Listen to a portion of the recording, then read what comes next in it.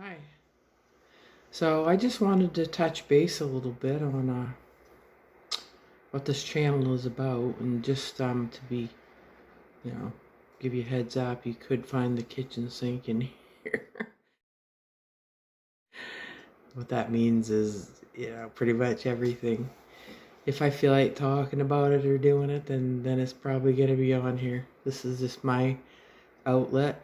I enjoy just messing around. I'm kind of learning some more about editing, uh, like videos and stuff, with some of the apps that help you to, make them look a little fancier.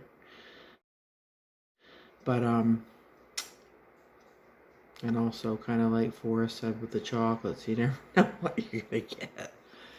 So I wing it. If I feel like talking about something, I will. So most of it it's not premeditated, or it's just kind of right off the top of my head. So I wanted to share a little bit just about, like I said the other day, I said I would mention about my Kundalini awakening.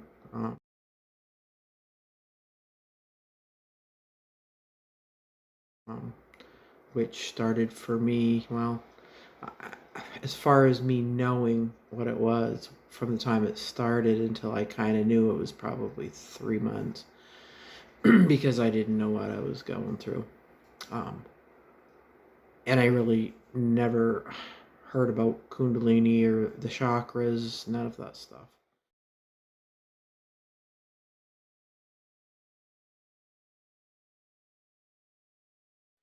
until it happened. And then I started looking up symptoms and stuff to try to see if there was any information on what I was experiencing, and that's when I learned. So the journey's been a, just kind of pick as I go type thing. I've had no spiritual leader. I do follow a couple of YouTube channels that help me a lot. One in particular, pretty regularly for like 2.5 years, and that's Mary Jo Soulful Revolution. When I found her, I guess from things she's said recently, is it was right around that time when she kind of started too, I guess. I mean, I'm not positive, but so I kind of followed her, and there's a few others, Aaron Dowdy and Victor Hugo, like I'm not sure his name. Odo, I don't know. Anyway, so yeah, thanks to them for helping me, and a lot of stuff like on just navigation through the ascension process, which is what it is. And again, I mean, I never was into stuff like that. Now, obviously, I'm more interested in learning and knowing and educating myself in all of this stuff because I'm living through it. But the Kundalini thing started, and love, just a deep, deep love, a very profound love. Like, I've been in love before once, but this was even more than that. Actually, nah, I won't even go there. Anyway, it was just a very, very profound love, and it was very kind of scary at first, and then I talk about the dark night of the soul, and I mean, I'm not positive, but I think I'm not saying I wouldn't have gone through that anyway, but I almost feel like a lot of my resistance to just the unknown and what was happening was more of a cause for my pain, as far as the dark night of the soul, which was, and I've battled depression and stuff before, but this was just really deep. It was scary, and it was like really being down in the, what do you call it, catacombs, just if you can visualize, like, in a physical journey here, on Earth, that the difference between standing up on a mountain with a sunny sky and you can see clear, and being way down into caves or mining caves or something, and just, maybe a light, the lights that they put on their helmets and stuff. But um, every corner, just, you don't know what's going to be on the other side. You don't know where you're going. You're just trying to find your way. And it could be, you could use that as an analogy, and it's pretty clear. For me, it was kind of scary. I did have a really good friend who helped me. Just listened, like I said. She held space for me, and I was confused and scared, and I would just, kind of reach out, and, she didn't really give me answers, which we're not supposed to really give answers for each other. We're supposed to find our own. And when I talk about finding answers, basically it's about finding your way. Sometimes wisdom comes in ways, I think, that is kind of like an answer for our mind. But you can't analyze it too much, because there's just a lot about everything that's unknown and uncertain. And a few times in my life, I've lived in limbo, and I have to say, I mean, the first few times it was a lot scarier than the last few times. It's just my life was uprooted and stuff. Which, again, I don't have any regrets, because I've learned so much and grown so much that I love who I am, and I love every step of my journey that I went through, no matter where I was or what I was doing. And I've always had morals and was kind and stuff like that. But yeah, I had issues, I think, with impatience, which I've really come a long way with that, and the virtues. I mean, basically the virtues that are listed. And it's always been something like, I don't know if everybody else does it, but like following my vibration, I guess you would call it, which I've known or heard about recently, the vibration, the frequency, and all that, and the 3D and the 4D and the 5D, and the ascension process. And basically, like third dimension, 3-dimension living is, you're pretty much living a secular, in the body life. And yes, you have a spirit and you have a soul and all that, but you're not awake yet. And once you awaken, and a lot of things that can cause an awakening, especially the Kundalini awakening, is trauma, which I did go through, physical and emotional, and mental illness, drugs. Some people do certain drugs and it activates the Kundalini, which once I went through it without, because of drugs, mine was trauma, I guess, and just, it was the timing. I mean, divine timing is always at work in our lives, and sometimes, stuff just happens, and we have to really, really walk by faith and not by sight, because it doesn't make sense, and we've never been there before. So it was pretty scary, and there were scary moments, but there were always also very blissful moments, with the energy, running through me, like literally the energy running through my body, like a bliss, almost like they, I've watched videos on body orgasms and stuff like that, but I've seen people like running their hands and stuff over people, not on them but above them, but I was just sitting in my chair, like not doing anything, and not like a physical lower chakra orgasm, but an upper orgasm, like the probably the solar plexus and the heart chakra, and up into the, probably, into the head, the eye, the third eye, the crown chakra. I don't know, but just bliss, like pure bliss, a happiness, a peace, just the feeling inside was amazing. That's all I can say. I had never experienced something like that, like on my own like that, put it that way. But no, it was like, wow, what is this? And I went through that for quite a while, like a very, very, very, it was a very, very intense energy and love. And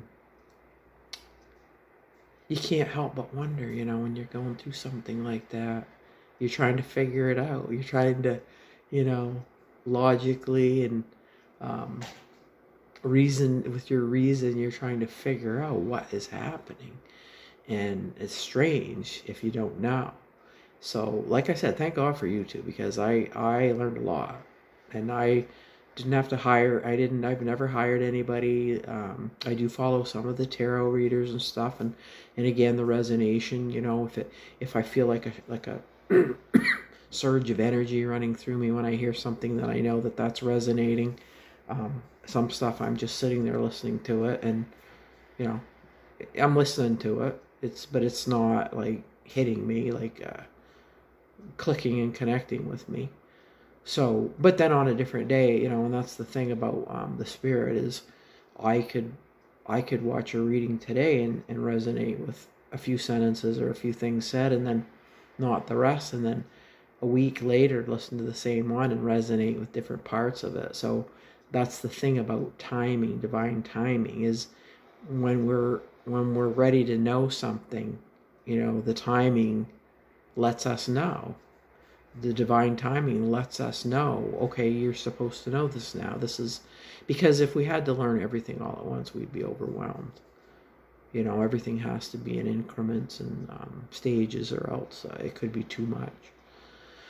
But it's definitely very interesting, very neat. I'm in a very good place now. A lot of things in my life are a lot better. My awareness, I like it because I am able to stay very positive most of the time now. And if something happens and I tend to want to dive into a negative, I crash. If I start having negative thoughts and I let them, and I keep thinking about them, sometimes I feel like falling out of a plane, 4,000 feet in the air. And that tells me something.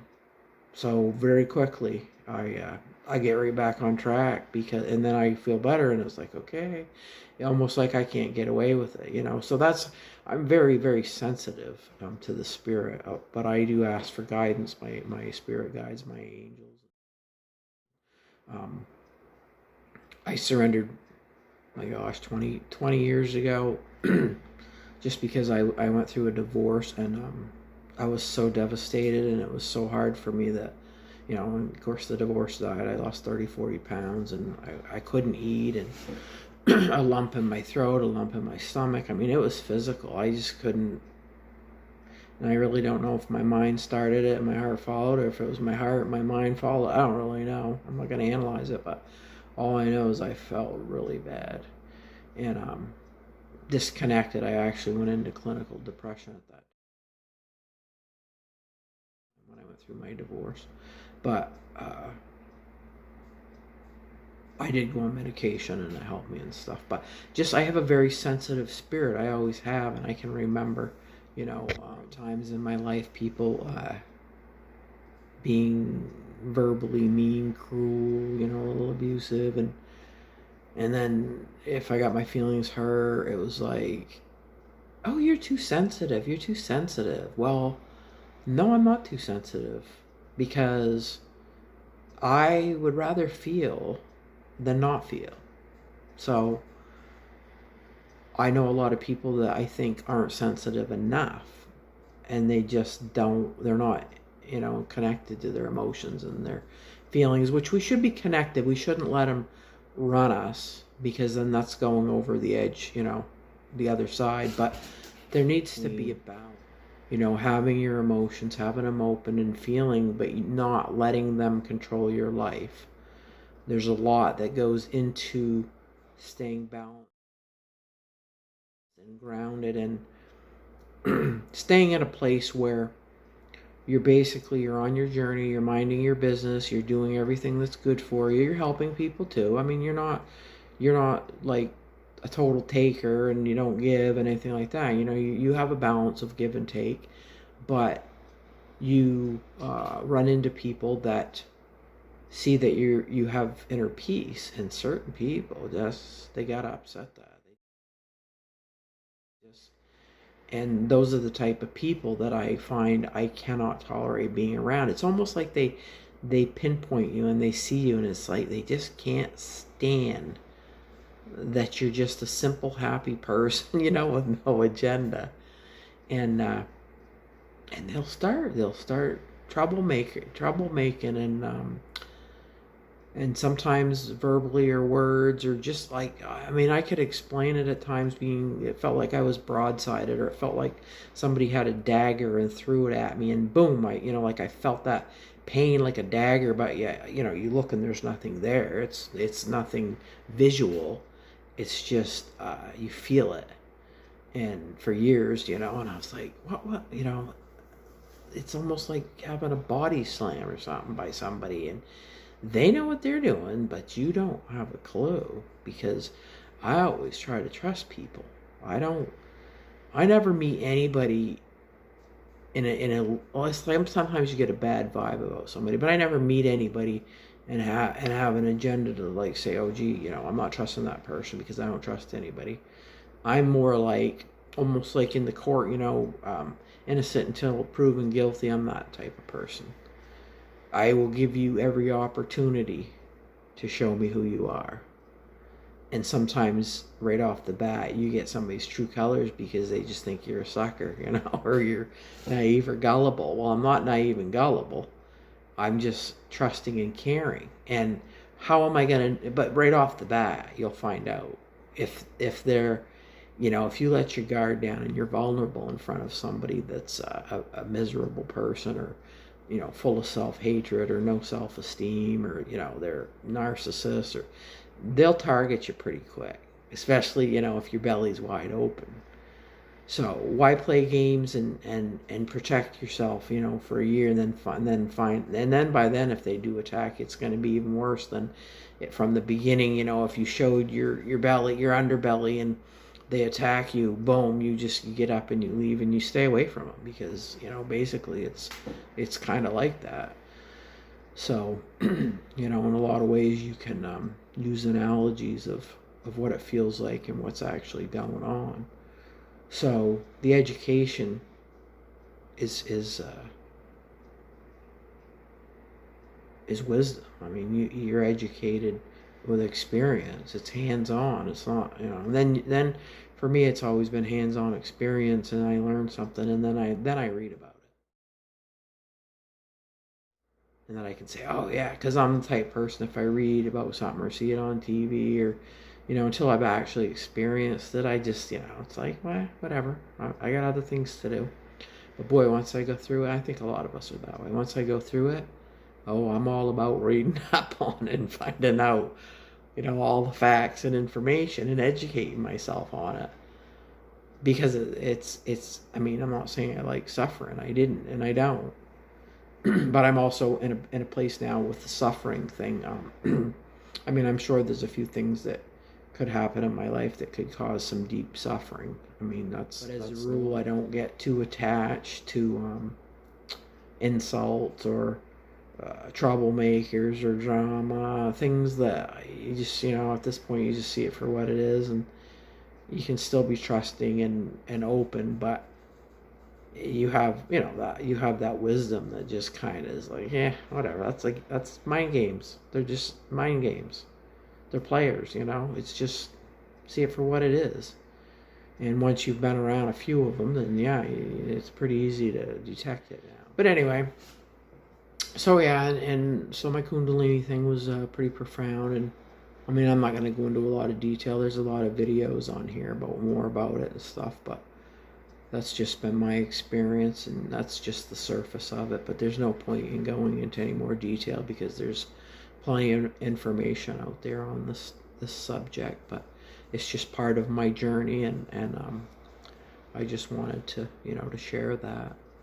And but yeah, at this point, it's a pretty beautiful place, the world. Like I said, I know there's there's good and bad. I just don't focus on the negative anymore. I try to stay away from things that bring my vibration down, places or people that, because oh yeah, there's things like those commercials on TV about the dogs or the kids, you know, and the not being fed. I immediately, I mean, and I know it exists, I'm not denying it, and I'm not saying I don't care, but I'll start watching that and I just like, I could just start bawling, so I have to turn the channel, and I say a prayer, and I you know, send good vibes to all God's creatures, you know, animals, people, everybody, because abuse and torture is a horrible, horrible thing, and I wouldn't wish it on anybody. There's a ladybug on my screensaver.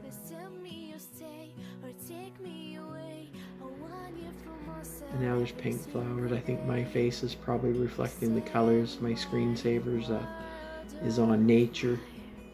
So it's going from different colored flowers and apple blossoms and fields and all kinds of blue skies. And so anyway, I just wanted to share that, throw that out there a little bit. And like I said, I just like to, you know, when I feel like reflecting and talking, and I live alone. I mean, I have friends and stuff, but you know, in the pandemic right now where I live, I mean, with all this stuff going on, I'm up in northern Maine. It's been pretty remote as far as the COVID, but just today it was reported in the town I live in the Walmart, there were 3 employees that came down with it. So that, you know, for our little, we're way behind times up here. We're always like, we get everything, you know, maybe months or years later after other people. But it's a good way to live, the quality of life up here. It's late at night, I heard. So anyway, yeah, so to be able to get on here and just talk, I kind of like it. It's, you know, and I mean, I'm looking at myself in my phone, but I feel like I'm talking to somebody. I don't feel like I'm just having a conversation with myself. So anyway, I want to thank you, and anybody that, you know, enjoys the channel. If you want to like, share, and subscribe. I mean, I'm not a professional YouTuber or anything, but I'm going to plug away at it. Just, you know, have fun with it. And oh, I'm sure there's somebody that's going to come across something that I have to say, and it'll make a difference in their life, and that's what it's about. It could be one person, and that's okay. I don't care. I could get no likes, no subscribes. I don't care. I mean, I'm not looking for anything. So I'm just doing it, having fun, and like I said, if it helps somebody, that's great. So anyway, I want to thank you, and I hope, you know, maybe I've said something that can help someone and give them a little bit of insight, you know, on a certain subject or topic, or maybe something that they're living through or dealing with. And I want to thank you. So, love you. Bye.